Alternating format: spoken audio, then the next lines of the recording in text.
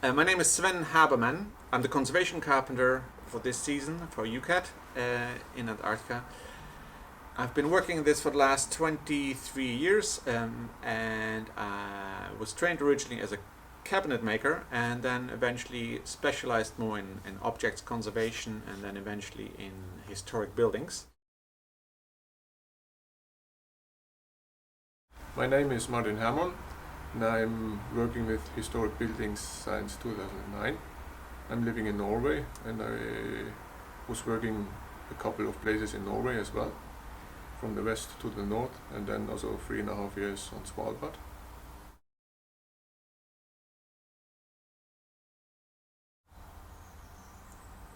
Call it a challenge. Challenge? Exactly, no. Because you can see if you're working with listed buildings or old buildings, nothing is like a rectangular case. Exactly. You must look all the time a little bit left, right, up, down. Exactly. It's very unpredictable to work with historic buildings, and to do that in an unpredictable environment like Antarctica, I think, is the extra challenge on top of it, which makes it extra interesting. This year we was working with the main project on Damoy Hut, and it is an old transfer station on the Antarctic peninsula. Exactly, on Vinke Island, which is pretty much in the middle of, if you imagine the peninsula, it's a little bit sticking out towards South America. It's pretty much halfway on a little island there on the west side of the peninsula, and it was used as a air transfer station. So it was like a waiting room for planes. Quite spectacular location on the bottom of a glacier. And the planes would actually land on that glacier, and this was the room people would stay in to wait until the weather was clear for the plane to leave or arrive. Exactly. And also when you step into the cabin, I think it is a time machine. The smell, I mean, everything there is what I can imagine what 1975 would look like.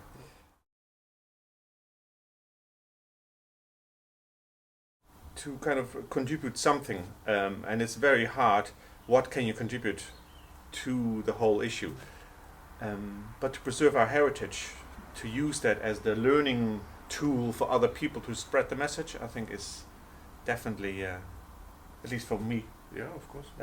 is a very important part. But I think this you should have in the bottom of your working skills, that you know about how to handle listed buildings. Absolutely, historic buildings, of course. I think less is more. I think is one of the greatest summaries of it all. So it's not just all about ripping it out and put a new piece in, because that's the total opposite. It's actually all about preserving and really change pretty much as little as possible. It's about stabilization and not about restoration, really. So the word conservation, I think, is much more appropriate here than restoration.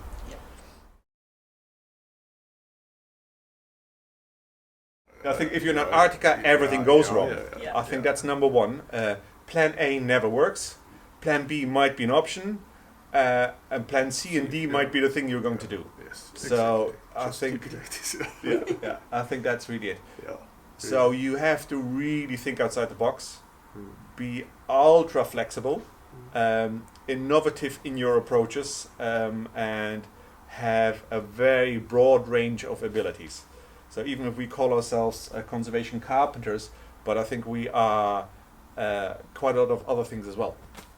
And I think being flexible, open-minded, persistent, I think is another one. Just because there's 70 knots winds blowing you off a scaffold doesn't mean necessarily you can't do something.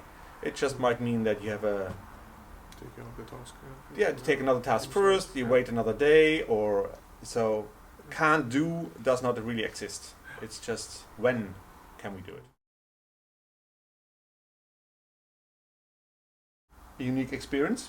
Wild nature. Wild nature, hard work, because the days you're not there for a picnic or a holiday. So we had minimum 12-hour days.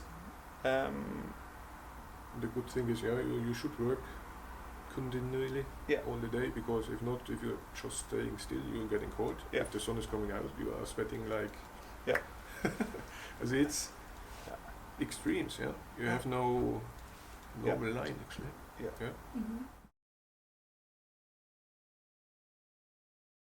If you don't work as a tight team, you're open-minded and have also patience with each other and with the project, I think, it will be a negative experience. Yeah. Sorry, it's the wrong place for you.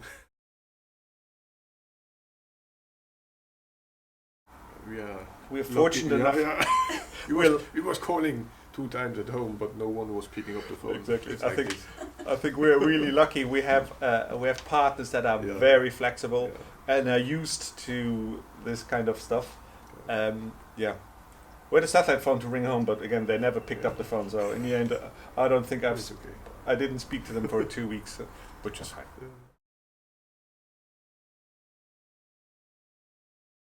It was a couple of questions, and but I think it was it was a really nice art to talk to each other, and good, I would call it a good match actually already. Exactly. The feeling was really good. In the interview already. Because I think very quickly they got to really trying to know you. It's not necessarily about how good are you as a carpenter, or I mean that's a given. I mean you have to be a professional. You have to know your stuff. But it's really after that, I think, who you are as a person, which is, I would say, equally or maybe even more important, and how you work in a team and how you can really add something to the team and add something to the project.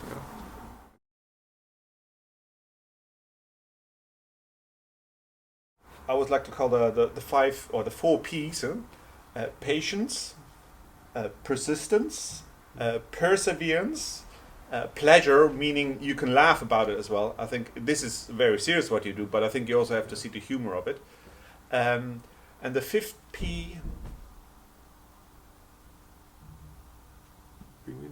Penguins. I think that's. And I think you should be honest with yourself, to know yourself really good, and to know your limitations as well, and how to work in a team as well. I think that you can only achieve this as a team member and not as an individual. I think that's very important as well. It's a fantastic charity that does amazing work, and it's just to help again to spread the word. I think it's just not well known.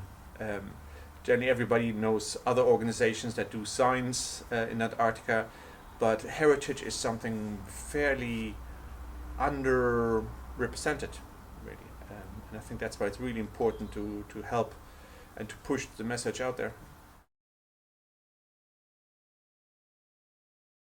Yeah, definitely. We had the opening of Damoy Hut was definitely our great moment, which again all happened by, you could call it coincidence or luck, or it just happened.